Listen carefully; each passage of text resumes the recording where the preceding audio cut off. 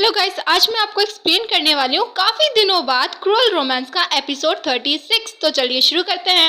Episode 36 की starting में ज़ियाओलिन की डेथ हो जाती है और उसी की ग्रेव के पास टेंगाई बैठा होता है। बेचारा काफी दुखी होता है और काफी ज्यादा रो रहा होता है। दूसरी तरफ जो जिंगसू होती है वो ज़ियाओलिन की डेथ के लिए खुद को ब्लेम कर रही होती है। वो कहती है कि मैं जब पहली बार शंघाई में आई थी तो वो मेरी फर्स्ट फ्रेंड थी, लेकिन मैंने कभी भी नहीं सोचा था कि ज़ियाओलिन की डेथ मेरे आंखों के सामने इस तरीके से हो जाएगी। जिस पर ज़ॉज़ेंग जिंगसू को समझाने की कोशिश करता है कि तुम्हें ज़ियाओलिन की डेथ का रिग्रेट करने की कोई जरूरत नहीं है, उसमें तुम्हारा कोई भी फॉल्ट नहीं था। जो हमारी लाइफ है वो एक ना एक दिन खत्म होनी है। जो इस अर्थ पे आता है वो जरूर खत्म होता है, चाहे वो मैं हो तुम हो। आज ज़ियाओलिन मरी है, कल हो सकता है तुम मर जाओ या फिर मैं मर जाऊं। हमारी इस लाइफ का कोई भी भरोसा नहीं है, क्योंकि हमारी लाइफ का हर एक मोमेंट, हर एक सेकेंड, हर एक मिनट लाइफ और डेथ दोनों में सेपरेट होता है। देन ज़ॉज़ेंग जिंगसू से कहता है, जिंगसू तुम जानती हो मैं तुम्हें कितना प्यार करता हूँ, लेकिन फिर भी तुम मुझे अपने आप से दूर क्यों कर रही हो? तुम जानती हो मैं तुम्हारे लिए कुछ भी कर सकता हूँ, तो मुझे बताओ मैंने क्या गलत किया है, शायद मैं उसे ठीक कर पाऊँ। देन फाइनली जिंगसू ज़ॉज़ेंग को बता ही देती है, ज़ॉज़ेंग तुम्हें याद है जब तुम 5 साल पहले ज़ेनजियांग गए थे तो तुमने क्या किया था? तुम मेरी फैमिली यानी रॉन्ग फैमिली के पास गए और उनमें से सारे मेंबर्स को एक ही जगह मार दिया, मेरे मॉम डैड सभी लोगों को। ज़ॉज़ेंग कहता है, इम्पॉसिबल, मैंने ऐसा कुछ भी नहीं किया। मैं तुम्हारे घर रॉन्ग रेजिडेंस जरूर गया था, लेकिन मुझे तुम्हारे डैड से कुछ मेडिसिन लेनी थी। मैंने किसी को नहीं मारा, बल्कि मुझे तो तुम्हारे फादर से काम था, तो मैं उन्हें क्यों मारूंगा? और तुम्हें ये सारी बकवास किसने कही? जिंगसू ज़ॉज़ेंग से कहती है, मुझे तुम्हारी बहस का हिस्सा नहीं बनना, और मुझे ये बात अंकल चैंग और मिस्टर मैदा दोनों ने कही है। मिस्टर मैदा का नाम सुनते ही ज़ॉज़ेंग को सब समझ में आ जाता है कि ये सब कुछ किया धरा किसी और का नहीं, उस कमीने मिस्टर मैदा का है। फिर ज़ॉज़ेंग जिंगसू को एक लैब जैसी जगह में लेकर जाता है जहाँ पर काफी सारी फोटोज होती हैं, और वो उसी फोटो को दिखाता है जो पैट्रिक एसोसिएशन के फोटोग्राफर ने खींची थी। जिसे देखकर जिंगसू पूछती है कि मिस्टर मैदा यहाँ पर क्या कर रहे हैं? तो जो ज़ॉज़ेंग है वो बताता है कि ये वही फोटो है जो उस पैट्रिक एसोसिएशन के मेंबर ने खींची थी। उसने मरने से पहले कैमरा छिपा दिया था और हम लोगों ने वो कैमरा ढूंढ निकाला और उसी ने ये फोटो लास्ट क्लिक की है। जिस पर जो ज़ॉज़ेंग होता है वो बताता है कि जो जापानीज है वो चाइना में कोई ना कोई बड़ा मिशन करने वाले हैं और मिस्टर मैदा कहीं ना कहीं उनका हेड है। और फिर ज़ॉज़ेंग मिस्टर मैदा से रिलेटेड काफी सारे सीक्रेट रिवील करते हैं जिंगसू के सामने। तो जिंगसू को भी याद आता है जब उसने उस जापानीज वुमेन पर शूट किया था तो वहां पर एक पर्सन था जो उस जापानीज वुमेन को रिसीव करने के लिए आया हुआ था। ये सब बातें जानकर जिंगसू को काफी बड़ा शॉक लगता है और उसे फाइनली रियलाइज हो जाता है कि उसने मिस्टर मैदा पर भरोसा करके कितनी बड़ी गलती कर दी है। तो फिर जो ज़ॉज़ेंग होता है वो जिंगसू को संभालता है। दूसरी तरफ जो मिस्टर मैदा होता है वो जिंगसू की सारी भड़ास, सारी खुन्नस मिंग्यू पे निकाल रहे होते हैं और वो मिंग्यू से कह रहे होते हैं कि जो मेरी यांगजी है वो मेरे पास वापस आ गई थी, लेकिन आज उसने मुझे शूट किया, उसने मेरे साथ ऐसा क्यों किया, वो मेरे लिए इतनी ज्यादा क्रूअल क्यों है? और मिस्टर मैदा मिंग्यू को पकड़कर ये सवाल बार बार कर रहे होते हैं कि मुझे जवाब चाहिए कि यांगजी ने मेरे साथ ऐसा क्यों किया, मुझे बताओ कि उसने मेरे साथ ऐसा क्यों किया। तो फिर जो मिंग्यू होती है वो कहती है कि हो सकता है वो तुम्हें शूट करना नहीं चाहती हो, गलती से हो गया हो, और ये जो सारा फॉल्ट है वो जरूर जिंगसू का होगा। जिस पर जो मिस्टर मैदा होता है वो मिंग्यू को जोर से थप्पड़ खींच देता है, उसे काफी ज्यादा टॉर्चर करते हैं और कहते हैं कि तुम्हारी हिम्मत कैसे हुई कि तुम मेरी यांगजी के बारे में इस तरीके से बात करो, तुम्हारे पास ऐसा कोई भी राइट नहीं है कि तुम यांगजी को इतना सब कुछ कहो। और वो मिंग्यू को बहुत ज्यादा टॉर्चर करता है। फिर हमें नियांग रेजिडेंस का सीन दिखाया जाता है जहाँ पर यिंग डोंग जिंगसू को सब सच बताता है कि तुमसे जो मिस्टर मैदा ने कहा वो सरासर झूठ है, क्योंकि तुमसे जिसने पॉकेट वॉच रिसीव की थी वो मैं था, ना कि मिस्टर मैदा।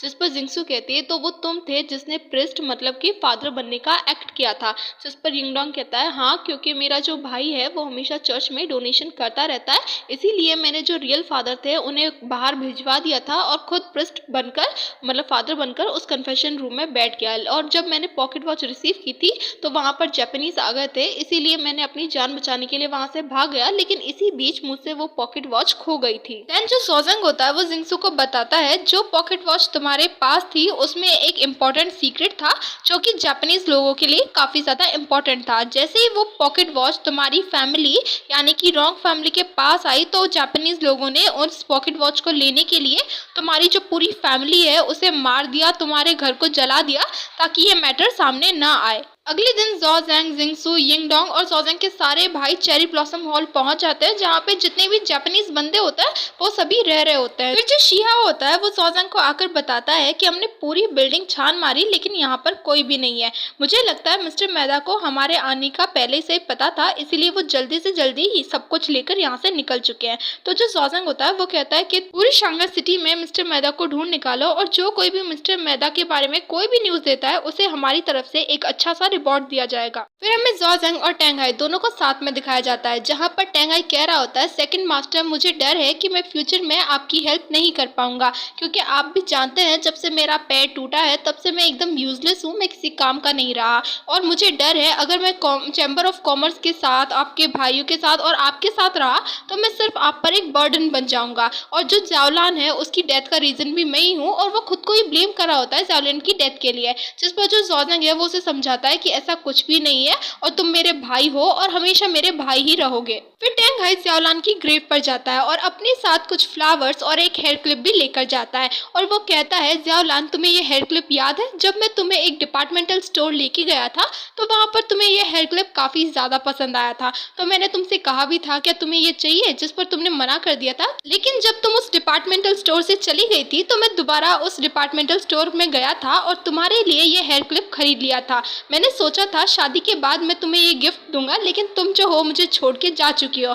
अगर जावलान तुम मेरे साथ होती तो मैं तुम्हारे लिए आग पर भी चल सकता था।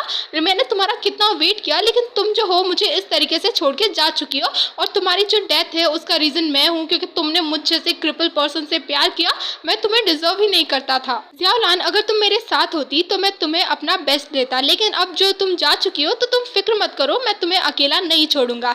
ये सब कुछ कहकर टेंगाई अपने ऊपर गन तान देता है और खुद को शूट करने वाला ही होता है, लेकिन तभी वहाँ पर शिहा आ जाता है और वो टेंगाई को काफी ज्यादा मारने लगता है, उसे गालियां देता है। टेंगाई शिहा से कहता है, तुम बिल्कुल सही कह रहे हो, मैं एक बास्टर्ड हूँ, क्योंकि मैं खुद जावलान को उस जगह पे लेके गया था और उसे अपनी आंखों के सामने मरते हुए देखा, जस्ट बिकॉज क्योंकि मैं एक क्रिपल और यूजलेस पर्सन हूँ। तो शिहा टेंगाई को समझाता है कि तुम्हारी लाइफ अभी अनकम्प्लीट है, क्योंकि तुमने अभी जावलान का बदला नहीं लिया है, तुम्हें उस जापानीज वुमन से जावलान के लिए बदला लेना चाहिए और इसमें तुम्हारे भाई तुम्हारी हेल्प करेंगे। जिस पर टेंगाई भी कहता है, हाँ मुझे बदला चाहिए और मैं उस जापानीज वुमन को अपने हाथों से मारूंगा। फिर हमें जिंगसू और जॉजेंग को दिखाया जाता है जो कि लॉन में बैठे होते हैं। जिंगसू कहती है, जॉजेंग अब तुम्हें डॉग से डर नहीं लगता, जिस पर जॉजेंग कहता है, ना बिल्कुल नहीं लगता। इनफैक्ट जब तुम नियांग रेजिडेंस से चली गई थी तो मैंने तुम्हारी हर एक चीज याद रखी थी, तुम्हें याद भी है तुमने जाने से पहले मुझसे क्या कहा था। जिस पर जिंगसू याद करती है कि उसने जाने से पहले जॉजेंग से कुछ सस्पिशियस क्वेश्चन किए थे, जिस पर जॉजेंग ने कहा था, जिंगसू मैं जानता हूँ मैंने ऐसे कई काम किए हैं जो तुम्हारे अकॉर्डिंग रॉन्ग हो सकते हैं, लेकिन उसके कुछ रीजन है, जब सही टाइम आएगा तो मैं तुम्हें सब कुछ बता दूंगा। काफी सारे सीक्रेट है जो मुझे तुम्हें बताने हैं, लेकिन उसके लिए सही टाइम आना जरूरी है, तुम प्लीज थोड़ा सा पेशेंस रखो और मुझ पे बिलीव करो। क्या तुम मुझ पे बिलीव करती हो? जिंगसू जॉजेंग के सामने कह देती है, हाँ मुझे तुम पर बिलीव है, लेकिन उसी रात जिंगसू नियांग रेजिडेंस से जॉजेंग को बिना बताए चली जाती है। फिर हमें प्रेजेंट का सीन दिखाया जाता है। जॉजेंग कहता है, जिंगसू क्या तुम मुझ पे पहले की तरह बिलीव करती हो? जब तुम यहाँ से चली गई थी, मतलब नियांग रेजिडेंस से चली गई थी, तो मैं सिर्फ तुम्हारी यादों के भरोसे ही जिंदा था और मैं जब भी तुम्हारी डॉग को देखता था तो मुझे ये हमेशा तुम्हारी याद दिलाता था। मैं हमेशा तुमसे शादी करने के बारे में सोचता था और तुम्हें अपनी लीगल वाइफ बनाना चाहता था। जिस पर जिंगसू कहती है, जॉजेंग सारी गलती मेरी है, मैंने कभी भी तुम पर दिल से भरोसा किया ही नहीं था, मैंने सिर्फ एक मिसअंडरस्टैंडिंग की वजह से हम दोनों का इतना टाइम वेस्ट कर दिया, इसके लिए गॉड मुझे कभी भी माफ नहीं करेंगे और देखना मेरे मरने के बाद मुझे हेवन मिलेगा। मुझे तुम पर भरोसा करना चाहिए था, लेकिन मैंने ऐसा कुछ भी नहीं किया। फिर जो जिंगसू होती है वो रोने लगती है। जॉजेंग जिंगसू के आंसू पूछता है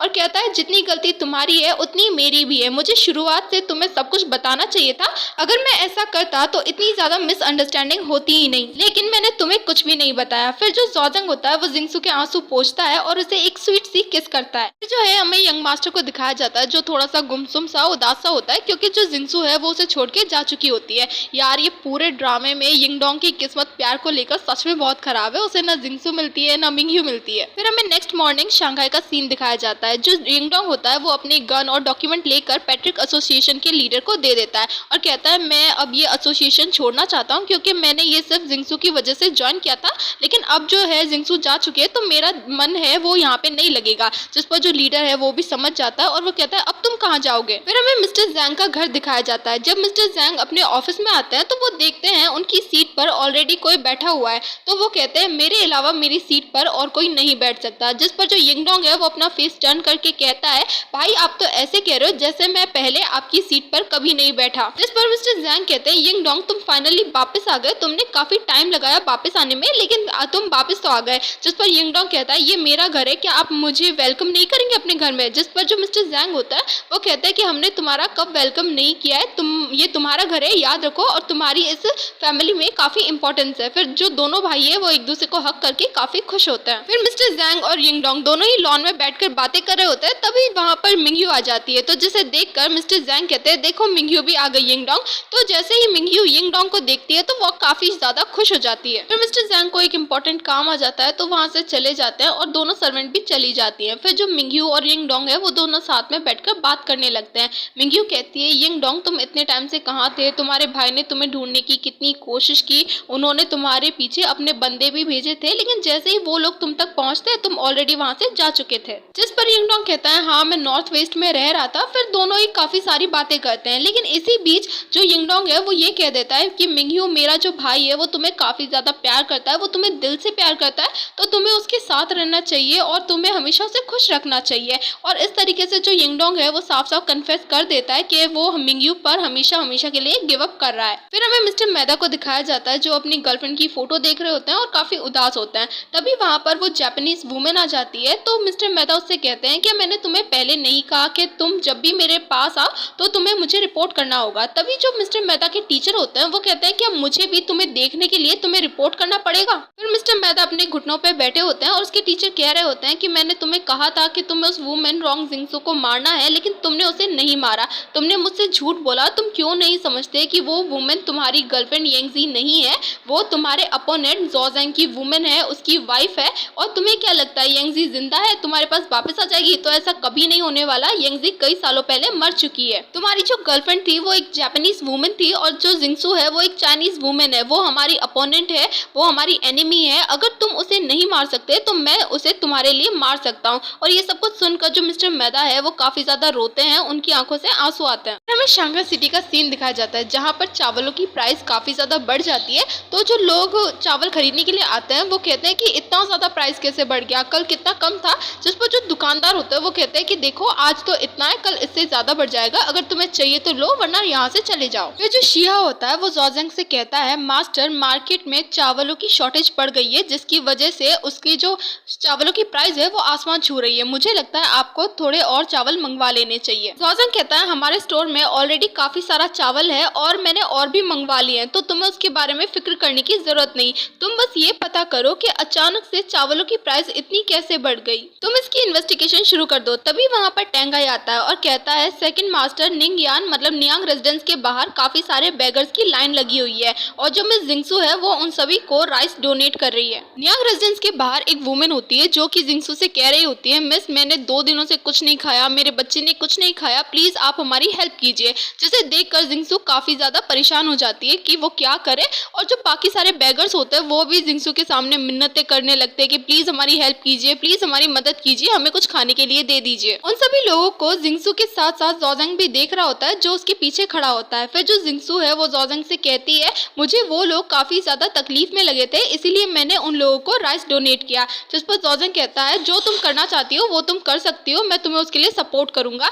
और अगर तुम ज्यादा राइस डोनेट करना चाहती हो तो भी तुम कर सकती हो। फिर हमें मिस्टर मैदा के टीचर को दिखाया जाता है जो कि नियांग रेजिडेंस के बाहर होता है और वो देख रहा होता है कि कैसे जो जिंगसू है वो राइस डोनेट कर रही है और जिंगसू के साथ साथ वहाँ पर जोजेंग शिहाओ पूरी की पूरी पलटन होती है। तभी जोजेंग की नजर एक आदमी पे पड़ती है जो हूबहू मिस्टर मैदा की तरह दिख रहा होता है, जिसे देखकर जिंगसू भी थोड़ा सा घबरा जाती है। तो जो जोजेंग है वो जिंगसू के पास आता है और कहता है तुम फिक्र मत करो, मैं इसे हैंडल कर लूंगा। और फिर वो अपने भाइयों के साथ चला जाता है। वो आदमी चलते चलते एक बाजार में आ जाता है। उस आदमी के पीछे शिहाओ और जोजेंग के भाई पड़े होते हैं लेकिन तभी उनके ऊपर कुछ जापानीज बंदे हमला कर देते हैं और यहाँ पे हमें एक कमाल की फाइट देखने को मिलती है। दोनों टीम एक दूसरे से भिड़ रहे होते हैं, लेकिन इसी बीच जो ज़ोजिंग है वो उस आदमी को अपने नाइफ के एक ही वार से मार देता है और वो आदमी वहीं का वहीं गिर जाता है और मर जाता है। लेकिन जब ज़ोजिंग उस आदमी को देखता है तो वो शॉक हो जाता है, क्योंकि वो आदमी मिस्टर मेहता नहीं होता। तब जो ज़ोजिंग है, शियाओ है, वो दोनों समझ जाते हैं कि ये ट्रैप था उन दोनों का ध्यान डाइवर्ट करने के लिए। फिर हमें रात का सीन दिखाया जाता है। काफी ज्यादा बारिश हो रही होती है, लेकिन जैसे ही जिंगसू अपनी आंखें खोलती है तो वो देखती है कि उसके सामने मिस्टर मेहता बैठे हुए हैं और वो जिंगसू को योको कहकर बुला रहे होते हैं। तो जो जिंगसू है वो कहती है मेरा नाम योको नहीं, मेरा नाम जिंगसू है। लेकिन जो मिस्टर मेहता होते हैं वो कहते हैं नहीं नहीं, तुम्हारा नाम जिंगसू नहीं, तुम्हारा नाम योको है। और वो अपनी गर्लफ्रेंड की फोटो दिखाकर कहते हैं कि ये तुम हो, तुम्हारा नाम ओनो योको है। फिर मिस्टर मेहता जिंगसू को अपनी प्रेम कथा सुनाना स्टार्ट करते हैं कि 10 साल पहले मैंने तुम्हें देखा था जब तुम चेरी ब्लॉसम ट्रीज के साथ खेल रही थी। तुम काफी ज्यादा ब्यूटीफुल दिख रही थी, तुम उन फ्लावर्स से भी ज्यादा ब्यूटीफुल दिख रही थी। मैंने जब तुम्हें देखा तो मैं तुम्हें देखता ही रह गया, तुम इतनी ज्यादा खूबसूरत थी। उस दिन भी बारिश हो रही थी, जो तुम्हारे शूज थे वो टूट चुके थे, इसीलिए मैंने तुम्हें गोदी में कैरी किया था और तुम्हें घर छोड़ने के लिए गया था। तुमने अम्ब्रेला कैरी कर रखा था और मैंने तुम्हें। तो जो जिंगसू होती है वो मिस्टर मेहता को बड़ी अजीब नजरों से देख रही होती है। उसे लगता है जैसे मिस्टर मेहता एकदम सठिया गए हैं, उनकी बुद्धि खिसक चुकी है, पता नहीं क्या बकवास कर रहे हैं। फिर मिस्टर मेहता कहते हैं क्या तुम उस मोमेंट को भी भूल गई जब हमने पहली बार किस किया था? वो कितनी स्वीट किस थी, वो मेरी लाइफ का अनफॉरगेटेबल मोमेंट था। उस किस को मैं आज तक नहीं भूल पाया। क्या तुम ये भी भूल गई जो तुम्हारे फादर थे, जो जनरल थे, उन्होंने कितनी बेरहमी से हम दोनों को अलग किया था। उन्होंने मुझे वार्निंग भी दी थी कि मेरी बेटी से दूर रखना वरना मैं तुम्हें जान से मार दूंगा। लेकिन जब हम दोनों भागने वाले थे तो उन्होंने मतलब तुम पर शूट कर दिया था। एक्चुअली तुम मुझे बचाने के लिए बीच में आ गई थी, जिसकी वजह से जो बुलेट थी वो तुम्हें लग गई थी। मैं तुम्हें लेकर भाग रहा था, लेकिन तुमने मुझसे रिक्वेस्ट की थी कि मुझसे ये पेन बर्दाश्त नहीं हो रहा, तुम प्लीज मुझे मार दो। तो मुझे न चाहते हुए भी तुम्हें मारना पड़ा था और तुमने मुझसे मरते हुए प्रॉमिस किया था कि तुम मुझे वापस ढूंढते हुए आओगी, तुम मेरे साइड वापस आओगे और मैं अब तक तुम्हारा वेट कर रहा था। और जो मिस्टर मेहता होता है वो भी जिंगसू के सामने एक्सेप्ट कर देते हैं कि मुझे पता नहीं था कि जिन लोगों को मैंने 5 साल पहले मारा था वो तुम्हारे पेरेंट्स थे। जिस पर जिंगसू कहती है क्या आपने क्या कहा, आपने मेरे पेरेंट्स को मारा? और जिसकी वजह से जो जिंगसू है वो काफी ज्यादा गुस्से में हो जाती है और ज्यादा गुस्से से मतलब मिस्टर मेहता को देखने लगती है। जिस पर मिस्टर मेहता कहते हैं नहीं नहीं, वो तुम्हारे पेरेंट्स नहीं थे, वो सिर्फ एक जरिया थे जिसकी वजह से तुम वापस मेरी लाइफ में आई हो। मैं जानता हूँ ये सच एक्सेप्ट करने में तुम्हें टाइम लगेगा, लेकिन तुम्हें जितना टाइम चाहिए तुम ले सकती हो। मैं तुम्हारा वेट करने के लिए तैयार हूँ, लेकिन अब जो है हम दोनों साथ में रहेंगे, हमें कोई अलग नहीं कर पाएगा। फिर मिस्टर मेहता जिंगसू को टच करने की कोशिश करते हैं, लेकिन जिंगसू मिस्टर मेहता को बाइट कर लेती है और कहती है तुम एकदम साइको पर्सन हो, तुम्हारी बुद्धि जो है वो सरक चुकी है। मैं तुम जैसे इंसान से कभी प्यार नहीं कर सकती अपनी जिंदगी में। और एक बात कान खोलकर सुन लो, मैं जो हूँ सिर्फ और सिर्फ ज़ोजिंग से प्यार करती हूँ, मैं उसकी वाइफ हूँ और वही मेरा हस्बैंड है। जिस पर मिस्टर मेहता कहते हैं मैं समझ सकता हूँ कि तुम्हारे लिए ये सब कुछ एक्सेप्ट करना काफी ज्यादा मुश्किल होगा, लेकिन अगर तुम्हें टाइम चाहिए तो मैं तुम्हें टाइम देने के लिए तैयार हूँ और मुझे पूरा बिलीव है, पूरा यकीन है कि तुम जो हो मेरे पास वापस आ जाओगी और मैं तुम्हारा वेट करने के लिए भी तैयार हूँ। फिर हमें नियांग रेजिडेंस को दिखाया जाता है जहाँ पर ज़ोजिंग काफी परेशान होता है जिंगसू के लिए। तभी वहाँ पर टैंग हाई और शियाओ आते हैं और वो कहते हैं सर हमने पूरी शंघाई सिटी छान मारी, लेकिन हमें मिस जिंगसू कहीं पर भी नहीं मिली। जिस पर ज़ोजिंग उन्हें स्ट्रिक्ट ऑर्डर देता है कि जितनी भी शंघाई की दुकानें हैं, खाने पीने का सामान है, सबको बंद करवा दो, क्योंकि अगर मुझे जिंगसू नहीं मिली तो मैं उन जापानीज लोगों को भी खाना प्रोवाइड नहीं होने दूंगा। फिर हमें मिस्टर मेहता को दिखाया जाता है जिनसे जापानीज वुमेन पूछ रही होती है कि टीचर कहाँ गए। जिस पर मिस्टर मेहता कहते हैं टीचर को एक इम्पोर्टेंट काम आ गया था तो वो उन्हें सॉल्व करने के लिए चले गए। यहाँ पर हमें मिस्टर मेहता पर थोड़ा सा शक होता है, क्योंकि वो ना जिंगसू के लिए एकदम साइको है और जो मिस्टर मेहता के टीचर है वो जिंगसू को मारना चाहते थे, तो हो ना हो मिस्टर मेहता ने ही अपने टीचर को गायब किया। फिर मिस्टर मेहता उस जापानीज वुमेन से कहते हैं जाओ जाकर मिंगजी को मतलब मिंगयू को यहाँ पर लेकर आओ। फिर वो जापानीज वुमेन वहाँ से चली जाती है। मिंगयू एक ज्वेलरी शॉप में आई होती है शॉपिंग करने के लिए, तभी वहाँ पर वो जापानीज वुमेन भी आ जाती है और वो मिंगयू को इशारे में अपने साथ चलने के लिए कहती है। तो जो मिंगयू है वो भी उस जापानीज वुमेन के साथ जाकर एक कार में बैठ जाती है। तभी वो जापानीज वुमेन मिंगयू की आंखों पर पट्टी बांधने की कोशिश करती है, तो मिंगयू पूछती है कि तुम ये क्या कर रही हो। जिस पर वो जापानीज वुमेन कहती है कि जो मिस्टर मेहता है उनका ऑर्डर है कि कोई भी इस प्लेस के बारे में ना जान पाए कि वो अभी कहाँ पर छिपे हुए हैं। तो जो मिंगयू है वो भी अपनी आंखों पर पट्टी बांध लेती है। फिर हमें उस विला को दिखाया जाता है जहाँ पर मिस्टर मेहता छिपे हुए हैं। वो ना काफी ज्यादा सुनसान और जंगलों के बीच में होता है। तभी जो मिंगजी है मतलब मिंगयू है वो वहाँ पर पहुंच जाती है और वो उस विला को देखकर सोचने लगती है कि ये कौन सी जगह है और यहीं पर एपिसोड 36 खत्म होता है।